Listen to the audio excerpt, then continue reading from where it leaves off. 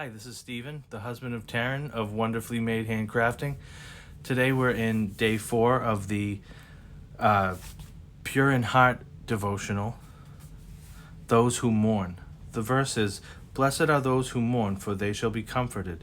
Matthew 5:4. And what we're going to do is we're going to blush up this Bible page with our Bible blush. It's really Distress Oxide. Then we're going to take this little folder and put it on the page and show a Distress Oxide. I think it's some kind of sage. We're going to do a little 3 group here of the sage Distress Oxide. I'm going to put that paper behind it so the Bible doesn't get ruined behind that page. I'm going to spray it. Just makes all the page nice and wrinkly and looking old. Just pat it down, spray it again, pat it down and spray it again. Then we're going to dry it with our little hand dryer. Look at that, nice and dry. Then we're going to choose the Blessed Assurance stamp. And we're going to do a 2nd generation stamp. When you put the Distress Oxide on the stamp, you press it down on the page once to get a, I guess it's called 2nd generation stamp. You kind of get some of the excess Distress Oxide off on the first paper before you stamp it down to the actual Bible. I'm going to stamp that down in a bunch of random places, make it look really cool.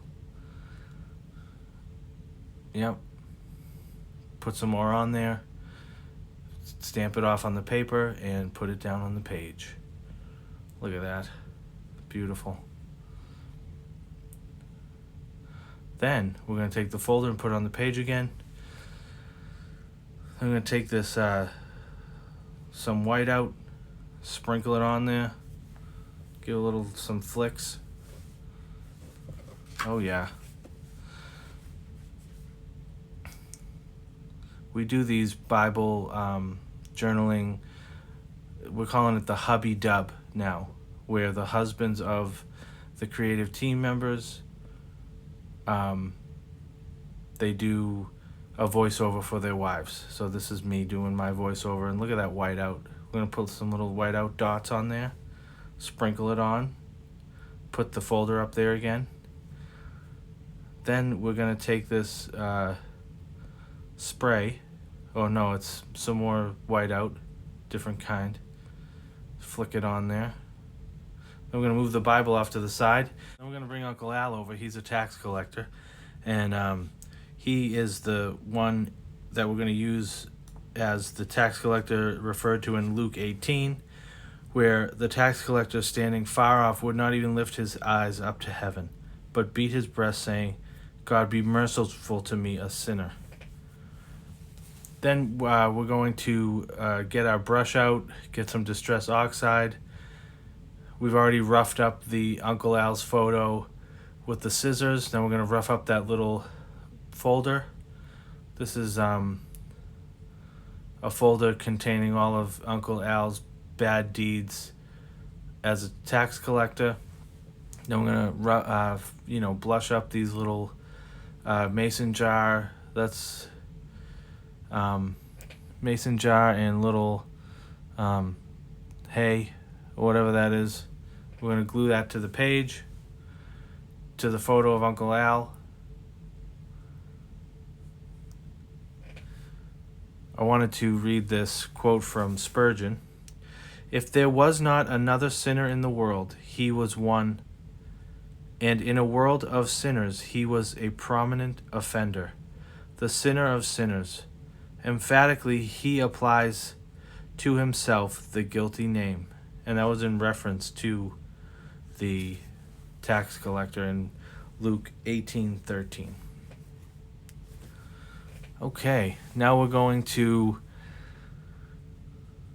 string up something. Put some string. Oh, we're going to sew around the picture, I think. Put some string on there, poke some holes in Uncle Al's picture, and just sew around there.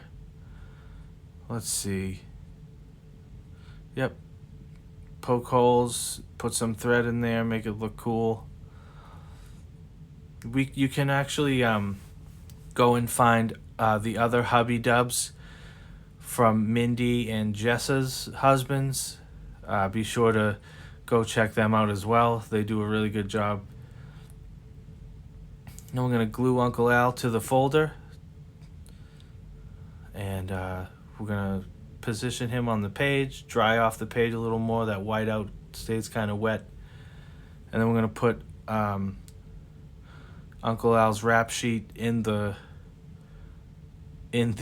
folder. First we got to cut it up a little. He's a bad guy, so he needs some mercy. Then we're gonna put some glue on the back of this little page, this little card here. This is actually Uncle Al's permanent record that we're cutting out here. We're gonna put that in his file. But first we're going to probably rough up, the blush. I knew it. We're going to put the blush on there and get our label maker. And we're going to put the word hilaskomai on there. Hilaskomai means to be merciful. It's the same word for an atoning sacrifice, also found in Hebrews 2:17, translated propitiation. So next we're going to make a little phoenix bird there. Looks like a phoenix. Looks pretty cool, actually. Then we're going to squirt some water on it, blow some air on it. And we're going to dry it off first and then peel it off. And we're going to put some of that orangey fire coolness onto Uncle Al's permanent record and put that word hilaskomai on there. And just in case he needed some more reminder of who he was, we're going to put the center card on and rough it up on the edges. Make it all antique-y with the blush and throw that in the permanent record. So there's no confusion that Uncle Al is a sinner and he needs Jesus. And it's so amazing what Jesus did for us.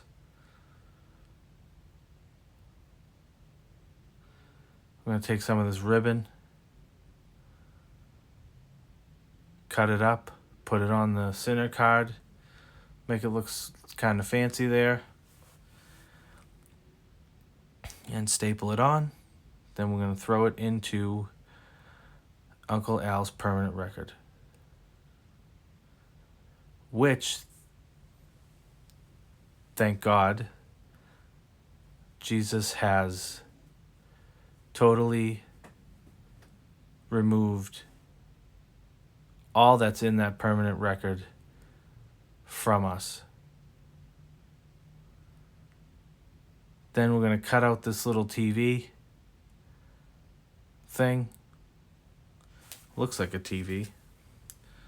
It's kind of a translucent little card here. And we're going to cut out the little box. All it really needs is a little dial and it would look like a TV. And a little picture of a house, like an old house on there. And then we're going to glue that down and fold the other side over so it looks like a little picture. Kind of looks like one of those slides you put in the projector thing.